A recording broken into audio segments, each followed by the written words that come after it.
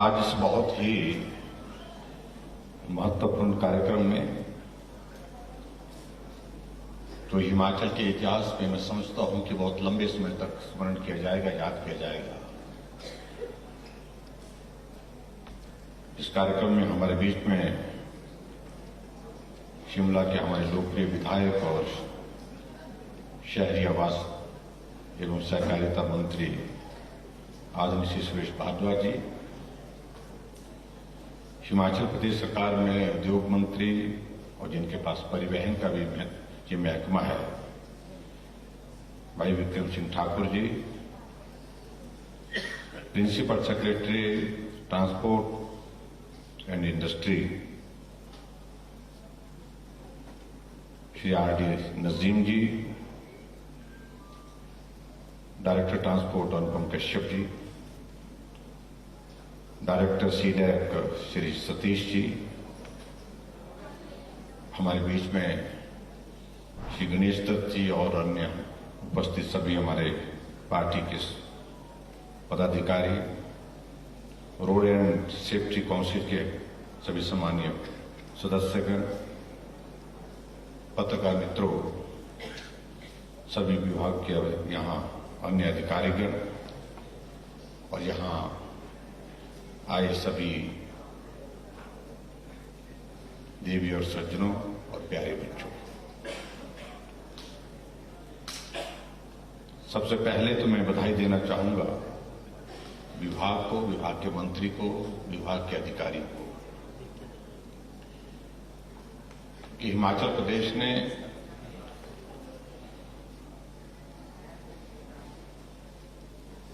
एक नया इनिशिएटिव लेते हुए vehicle location tracking device and emergency panic button system and command centre की इस तरह की एक शुरुआत की जो संभवतः पूरे देश भर में किसी राज्य ने शुरुआत करने के बाद सफलता अगर हासिल की तो उसमें हिमाचल प्रदेश पहले नंबर पर है। इस बात को मैं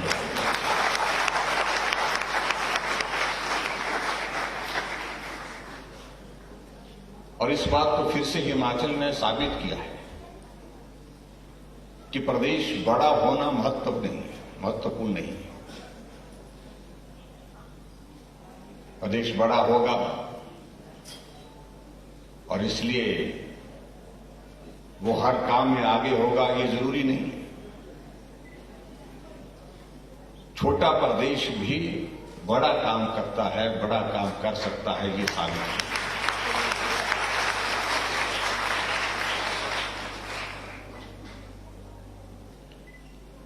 निश्चित रूप से इस बात को हमको स्वीकार करना होगा कि टेक्नोलॉजी ने एक बहुत बड़ा महत्वपूर्ण रोल आज की इस दुनिया में जो है वो निभाना शुरू किया है। और हमें इस बात की प्रसन्नता है कि हमारे देश के यशस्वी प्रधानमंत्री नरेंद्र भाई मोदी जी हमेशा टेक्नोलॉजी को प्रमोट करने के लिए प्रयत्नशील रहते हैं।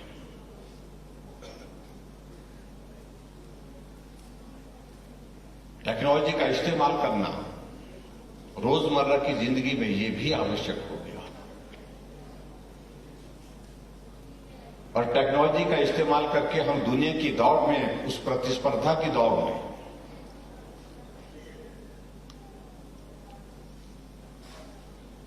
अपने आप को कैसे शामिल कर सकते हैं, शामिल ही नहीं हम उसमें अग्रणी कैसे हो सकते हैं, इस बात पर भी काम करने की आज की तारीख में आवश्यकता है। और उस दृष्टि से एक बहुत बेहतरीन शुरुआत ये हिमाचल प्रदेश में हुई है, उसके लिए मैं विभाग के इस इनिशिएटिव को बहुत बहुत बधाई देता हूं।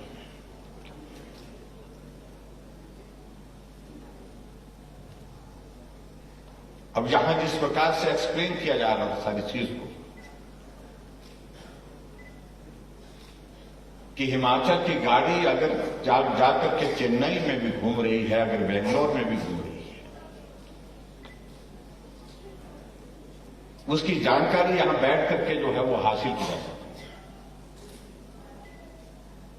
क्योंकि सिस्टम जो डिवाइस उसमें लगा करके उसको यहां से पता कर सकता है कि वो गाड़ी कितनी स्पीड से चल रही है, गाड़ी खड़ी है कि चल रही है, वो गाड़ी की लोकेशन क्या है।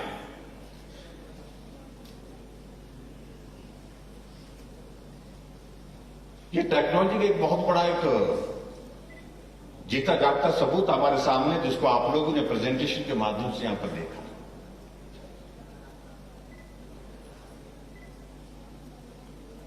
और हिमाचल प्रदेश में हमने इस बात के लिए भी तय किया है।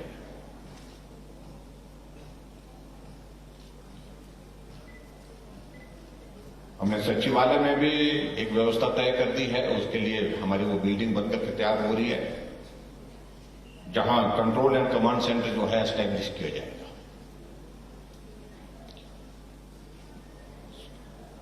सरकार बनने के बाद मुझे जानकर के कुछ राज्यों में जाने का मौका मिले। मुझे गुजरात जाने का मौका मिला और गुजरात में जाकर के मैंने मुख्यमंत्री के साथ बैठ करके उन्होंने कहा कि मैं आपको कोई एक चीज दिखाता हूं। वो अपने कंट्रोल एंड कमांड सेंटर में हमको ले गए, जो मुख्यमंत्री के कार्यालय के एकदम साथ है। तो जहां हम बैठ करके उन्हें स्क्रीन पर वो सारा सिस्टम जब ऑन किया, गुजरात के अंदर जो है कौन सी बस कहां से चल रही है, किस रूट पर चल रही है, समय पर चल रही है, रूट पर चल रही है, इसके कहीं उसने रूट डाइवर्ट तो नहीं किया, बस की रफ्तार क्या है, बस का कहीं एक्सीडेंट तो नहीं हुआ, ये सारी चीज को बता रहे थे। और आगे बढ़ते हुए उन्होंने वो एक चीज और बताई कि एक जगह जहां टोल बैरियर था, तो टोल बैरियर पर गाड़ियां जा रही थी, आ रही थी, पुलिस वाले वहां पर खड़े थे और पुलिस वाले खड़े थे। तो एक ट्रक वाला आया और धीरे धीरे स्पीड कम करते हुए वो रुका। रुकने के पश्चात उसने अंदर से कुछ पैसे जो है वहां पर दिए, वो हमने देखे। और पुलिस वालों को नहीं दिए, मैं बता रहा हूं, पुलिस वालों को नहीं दिए। जो हमारे उस कम्युनिटी के प्रति भी हमारा सम्मान है, जो किन्नर कम्युनिटी होती है हमारी, वो लोग सड़क के वहां पर मांगते हैं।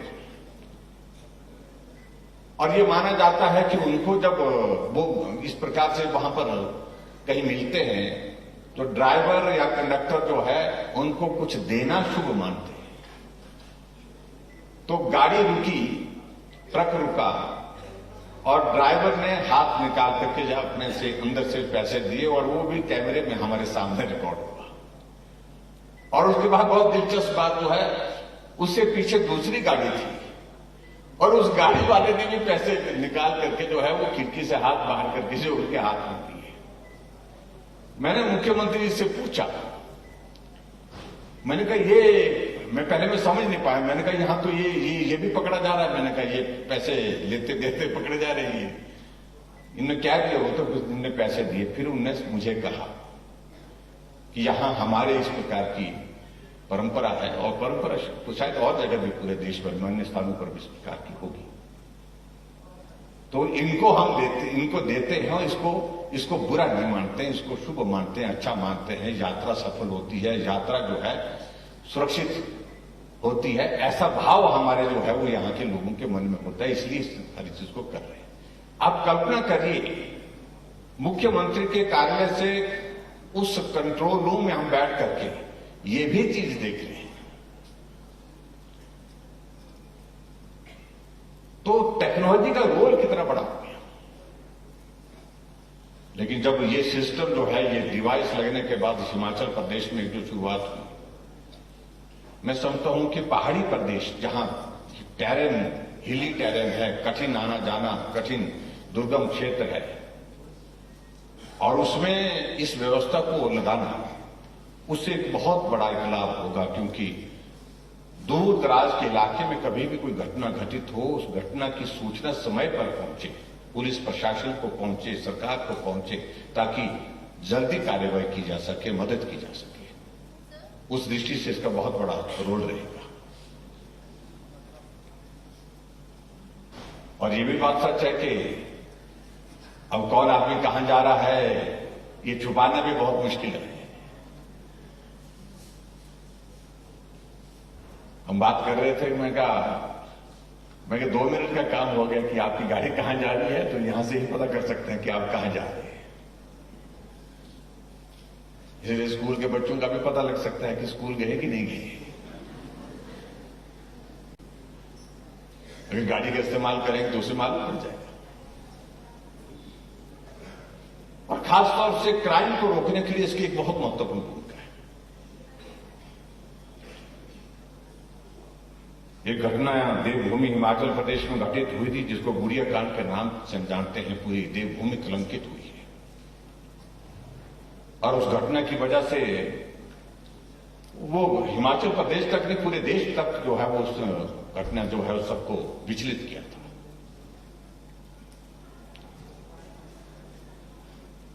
उसके बाद हमारी एक भावना है कि हमारे बच्चे, हमारी बेटियां जब भी जाती हैं वो सुरक्षा, हालांकि देवभूमि हिमाचल प्रदेश में यहां घटनाएं बहुत ज्यादा घटित नहीं होती, लेकिन फिर भी घटित होने की संभावना हमेशा बनी रहती है।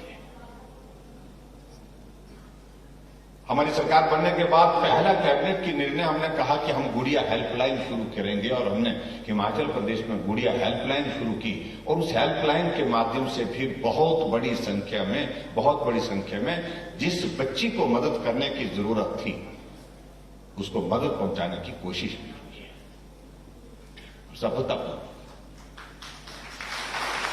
और इसमें जो खासतौर से जो बटन है, जो पैनिक बटन जिसका जिक्र कर रहे हैं, उसको दबाने से एकदम जो है उसका मालूम पड़ जाएगा कि कहां किस गाड़ी में इस प्रकार की कोई घटना जो है वो घटित, तो एकदम जो है प्रशासन जो उस पर कार्रवाई कर सकता है।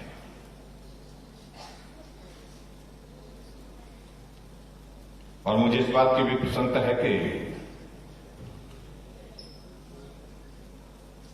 इस इनिशिएटिव के माध्यम से सबसे इंपॉर्टेंट चीज जो हमारे, क्योंकि पहाड़ में कहीं घटना घटित होती है, एक्सीडेंट होता है, जब रेस्क्यू ऑपरेशन होता है तो कई बार रेस्क्यू ऑपरेशन के लिए जो है उसके लिए जो है वो सूचना में ही विलंब हो जाता है, देर हो जाती है। और जब गाड़ी का एक्सीडेंट होता है तो क्योंकि हिली टेरेन होने के कारण जो है वो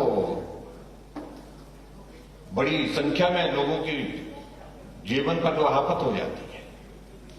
अभी हाल ही में जिसका जिक्र यहां पर कर रहे थे कि हमारे कुल्लू जिला के बंजार विधानसभा क्षेत्र में घटना घटित हुई,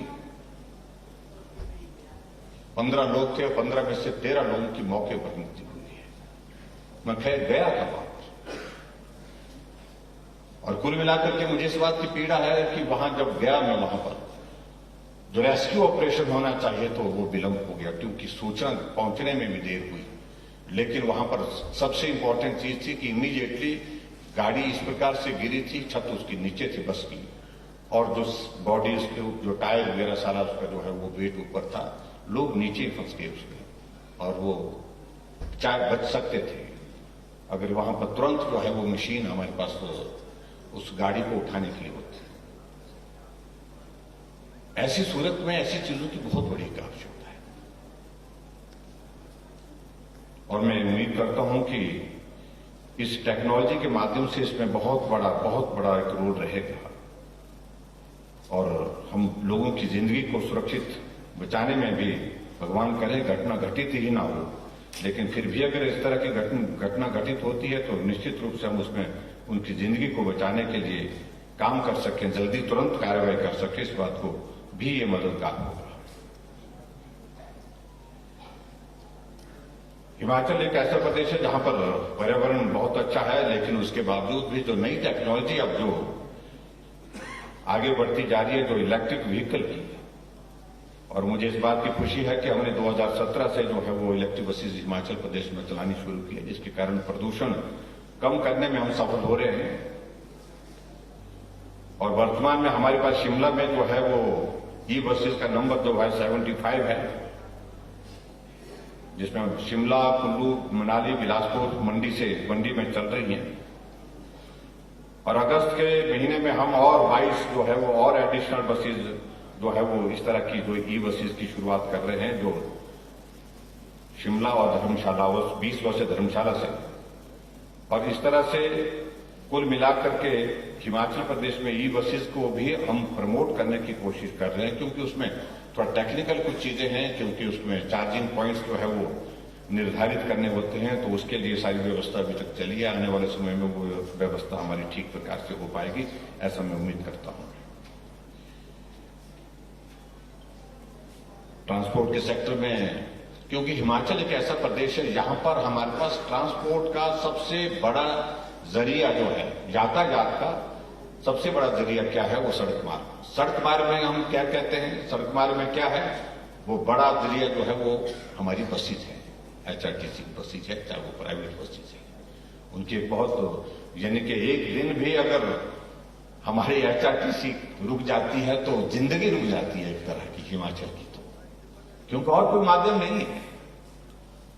दूसरे माध्यम है तो प्राइवेट व्हीकल में बहुत कम लोग जा पाते हैं, तो इसलिए HRTC को हमेशा हमने प्रमोट करने के लिए, लोगों को हमारे आने जाने की सुविधा बेहतर हो, उस दृष्टि से सदैव प्रयत्न किया है। जब कोविड का संकट आया था तो हमारे प्राइवेट बस ऑपरेटर जो है बहुत संकट में थे, चाहे वो स्टेज कैरियर के हैं, चाहे वो कॉन्ट्रैक्ट कैरियर के हैं। एजुकेशन इंस्टीट्यूशन की बसेज थी, हमने उसमें टोकन टैक्स, SRT, PGT में जो है उसमें हमने 1 अप्रैल 2020 से 30 सितंबर 2021 तक जो है वो 100% हमने छूट दी। और जब जिस प्रकार का जिक्र कर रहे थे हमारे ट्रांसपोर्ट मंत्री, 164 करोड़ रुपए की प्रदेश सरकार की ओर से बसों को मदद, उनको ट्रांसपोर्टर्स को मदद की, इसलिए मदद की क्योंकि उन्होंने कोविड के दौरान जो है बहुत संकट झेला है। और इस बात को भी मैं आपके बीच में जरूर कहना चाहूंगा कि जो एक प्रयत्न हमारी सरकार की ओर और भी, जो हमारे सड़कों के जो नियम है, यातायात के हमारे जो नियम है, उसमें जानकारी का अभाव ना रहे, इसलिए 6ठी क्लास से आगे के लिए बच्चों को लिए जो है उसमें हमने जो 10वीं तक के बच्चों के लिए उसको सिलेबस में भी हमने उसको जोड़ने की कोशिश की है। और आने वाले समय में बच्चों को स्कूल में बसों के ही नहीं, सारी ट्रांसपोर्ट के हमको कैसे यातायात के जो नियमों की जानकारी हो सके, उस बात को भी हम सुनिश्चित कर रहे हैं, ताकि बच्चा पैदल चल रहा है तो उसको किस प्रकार से नियमों का पालन करना है। अगर गाड़ी में भी चल रहा है तो वो भी, अगर किसी को जानकारी का अभाव है, अगर चालक को अभाव है तो बच्चा भी उसको बता सकता है कि भाई इस प्रकार से चलिए, यहां कहां रुकना है, स्टॉपेज पे कहां रुकना है, कहां, और जो उसके साथ साथ में स्पीड को कैसे किस प्रकार से ज्यादा नहीं करना है, सारी चीजों को लेकर के, तो उस दृष्टि से भी मुझे लगता है कि उसका एक बहुत बड़ा एक लाभ रहेगा, ऐसा मैं उम्मीद करता हूं।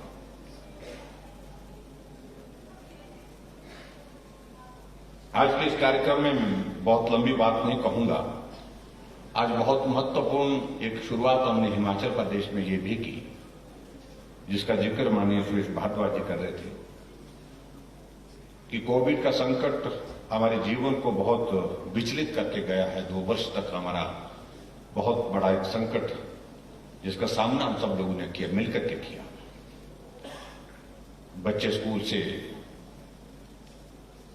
दूर रहे, घर रहना पड़ा, ऑनलाइन क्लासेस पर डिपेंड होना पड़ा, लेकिन फिर भी टेक्नोलॉजी का उपयोग हुआ, बच्चों को पढ़ने की एक सुविधा जो है घर बैठे भी उस प्रकार से मिल सकी। लेकिन फिर भी उसके बावजूद हमको इस बात को स्वीकार करना पड़ता है कि बच्चों की पढ़ाई प्रभावित हुई है। अभी आदरणीय प्रधानमंत्री जी ने जिस प्रकार से कोविड के इस पूरे संकट को मैनेज करके जो है पूरे देश को एक हौसला दिया, हिम्मत दी, उस दृष्टि से मैं ये जरूर कहना चाहता हूं कि आदरणीय प्रधानमंत्री जी का हम हृदय से आभार व्यक्त करते हैं। इस संकट से बचने के लिए जो वैक्सीन उन्होंने फ्री ऑफ कॉस्ट पूरे देश के लिए कर, और भारत के साइंटिस्ट द्वारा बनाई हुई वैक्सीन का उपयोग भारत के अंदर, और दुनिया का सबसे ज्यादा वैक्सीन करने वाला, वैक्सीन डोजेज लगाने वाला कोई देश है तो भारत, जिसने अभी 3 दिन पहले 200 करोड़ का जो हमारे वैक्सीन डोजेस का जो है वो टारगेट को हमने एक्सीड किया है पूरा कर। लेकिन अभी भी हम इस बात को देख रहे हैं कि कोविड का संकट अभी तक पूरी तरह से समाप्त नहीं हुआ, और ऐसे में अभी तक भी हमको सजग और सावधान रहने की आवश्यकता। हम हिमाचल में भी देख रहे हैं कि लगातार हर रोज मामलों में बढ़ोतरी हो रही है, वो चिंता का विषय है। हमने पिछले कल सभी डेप्टी कमिश्नर के साथ वीडियो कॉन्फ्रेंस के माध्यम से हमने कहा है कि अलर्ट होने की आवश्यकता है। हमारी प्रेपरेशन जो है कोविड की मैनेजमेंट की जो है उसको गियर अप करने की आवश्यकता है। और इसीलिए आदरणीय प्रधानमंत्री जी ने एक और शुरुआत की, जो पूरे देश भर के लिए जो बहुत बेहतरीन शुरुआत पिछले दिनों से आपने सुना होगा कि अमृत महोत्सव का जिक्र हो रहा है। कई बार सोचते हैं कि अमृत महोत्सव का अभिप्राय क्या है। अमृत महोत्सव का अभिप्राय यह है कि भारत की आजादी के 75 वर्षों के 75 ईयर्स ऑफ इंडिपेंडेंस, और उसको एक बड़े उत्साह के साथ, बड़े जश्न के साथ पूरे देश भर में मनाने का कार्यक्रम चल रहा है। और उन्होंने इस बात को लेकर कोविड के मैनेजमेंट के लिए भी अमृत महोत्सव के इस अवसर पर 15 जुलाई से 30 सितंबर तक 75 डेज के लिए एक अभियान शुरू किया है, जिसमें हमारे 18 साल से 59 ईयर्स के जो लोग हैं, जिनको जो प्रिकॉशनरी डोज, जिसको बूस्टर डोज भी हम बोलते हैं, अगर वो डोज नहीं लगी है उसको सुनिश्चित करें कि इस समय में 75 डेज में free of cost booster dose यानी कि प्रिकॉशनरी डोज जो है सभी को लगनी चाहिए, ताकि कोविड को हम प्रभावी ढंग से रोक सके। इस दृष्टि से आज हमने एक शुरुआत की है यहाँ दीनदयाल उपाध्याय हॉस्पिटल शिमला से, डीडीयू से, और मैं उम्मीद करता हूं कि जहां जितने भी हमारे बच्चे हैं उन्हें भी वो भी इसका उपयोग करेंगे, और जो इसके लिए जो एलिजिबल होंगे इस कैटेगरी में जो शामिल होंगे 18 से ऊपर के जो बच्चे जिनको प्रिकॉशनरी डोज लगाने की जो कैटेगरी में आ रहे हैं, तो वो भी इसका उपयोग करें। मेरा आप सबसे इस बात के लिए आग्रह है कि सुनिश्चित करें, सभी सुनिश्चित करें कि प्रिकॉशनरी डोज भी बहुत जरूरी है, इसको भी हम पूरा करें। बाकी आज के इस कार्यक्रम में एक बार फिर से मैं विभाग को बहुत बहुत बधाई देता हूं, शुभकामनाएं देता हूं, और हमारा एचआरटीसी बहुत बेहतरीन ढंग से काम कर रहा है। और एक सुझाव मैं जरूर देना चाहूंगा, जिसका मैंने जिक्र माननीय मंत्री जी से भी किया, प्रिंसिपल सेक्रेटरी महोदय जी से भी किया। इस कार्यक्रम को एक नाम तय करें, एक जो है, जैसे हमने बहुत सारी चीजों को लेकर के हिमाचल प्रदेश में जो इनिशिएटिव लिए हैं उनके नाम हमने तय किए। अभी हाल ही में हमने हिमाचल पूरे देश भर में पहला स्टेट है जिसने ड्रोन पॉलिसी बना करके तैयार की। पहला प्रदेश, हिमाचल पहला प्रदेश है, और इसके लिए प्रधानमंत्री जी ने भी हमको बधाई थी। ड्रोन पॉलिसी हुई और उसको गरुड़ के नाम से हमने उस प्रोजेक्ट को हमने लिया है। और इसी तरह से इस प्रोजेक्ट को भी कोई अच्छा नाम ढूंढिए, आप अच्छा नाम ढूंढिए, उस नाम के साथ उसको जोड़िए, और जिसमें हिमाचल की आवाज, हिमाचल का भाव, हिमाचल का देवभूमि का कोई इस तरह का वो आता हो, जिक्र आता हो, ताकि इस प्रोजेक्ट को एक नाम के साथ जोड़ करके हम ब्रांड कर सके। पूरे देश भर में हिमाचल पहला प्रदेश है जहां इस व्यवस्था को हमने शुरू किया है, और इसका एक नाम अगर होगा तो निश्चित रूप से उससे और भी बेहतर पहचान हमारी बनेगी, उसके लिए प्रयत्न करें। तो यही मैं आज के इस अवसर पर कहना चाहूंगा, और यहाँ सभी आज के इस कार्यक्रम में उपस्थित महानुभाव का भी मैं आभार व्यक्त करता हूँ। और बच्चों का विशेष तौर से, बच्चों को नई चीज देखने को मिली, बच्चे खुश लग रहे हैं मुझे आज की स्कूल की छुट्टी हो गई है। ये बहुत आनंद का विषय होता है। खासतौर से हम तो ढूंढते रहते थे, हमारे जमाने में मास्टर बहुत खराब थे, छुट्टी नहीं देते थे। तो अब आजकल तो इस सारी चीजों को लेकर के बच्चे बहुत चीजों को मैनेज कर लेते हैं। लेकिन अच्छी बात है आपको ये देखने का अवसर मिला। बच्चों, इसके माध्यम से बहुत सारी चीजें जो आप लोगों ने यहाँ पर सुनी होगी, देखी होंगी, लेकिन इसके साथ बात देखने और सुनने के बाद इस चीज को समझना ये बहुत आवश्यक है नई जनरेशन के लिए, क्योंकि टेक्नोलॉजी में आजकल नई जनरेशन हमारी जनरेशन से बहुत आगे है। तो इसलिए आप सब इस बात को लेकर के इसका लाभ लेंगे, यानी कि आप जानकारी की दृष्टि से इसका लाभ लेंगे। और जो वैक्सीन की मैंने बात कही वो जरूर लगाना है। आप में से वैक्सीन तो लगे ही होगी, मेरे ख्याल बच्चों को भी लगे ही होगी। लगी है कि नहीं लगी? प्रिकॉशन डोज का मैंने बताया, कितने बच्चे यहाँ पर जो 18 साल से ऊपर हो गए हैं और प्रिकॉशन डोज नहीं लगी जिनको अभी तो शुरू कर रहे हैं, तो अभी ज्यादातर बच्चों को नहीं लगी, तो आप लगाएं, जरूर लगाएं। इसकी शुरुआत हमने आज की है और फ्री ऑफ कॉस्ट जो है, किसी को डरने की आवश्यकता नहीं है। कई बार डर लगता था कि अगर ये वैक्सीन लगेगी मालूम नहीं बुखार होगा, इस वैक्सीन को लगाने के बाद मालूम नहीं क्या, कुछ नहीं। ये हमारी जिंदगी के लिए बहुत जरूरी है और कोविड से बचने के लिए आज की तारीख में दुनिया भर में एकमात्र उपाय है, दवाई कोई नहीं, और एक तो सावधानियां और दूसरा सबसे बड़ा हथियार कि वैक्सीन करके अपने आप को आप सुरक्षित कर सकते हैं। हालांकि उसके बावजूद भी हो रहा है, लेकिन फिर भी उसके बावजूद माइल्ड हो रहा है, कम हो रहा है। इस बात के लिए आप ध्यान में रखें। इतनी बात कहते हुए आज के इस कार्यक्रम में सभी का बहुत बहुत धन्यवाद। नमस्कार।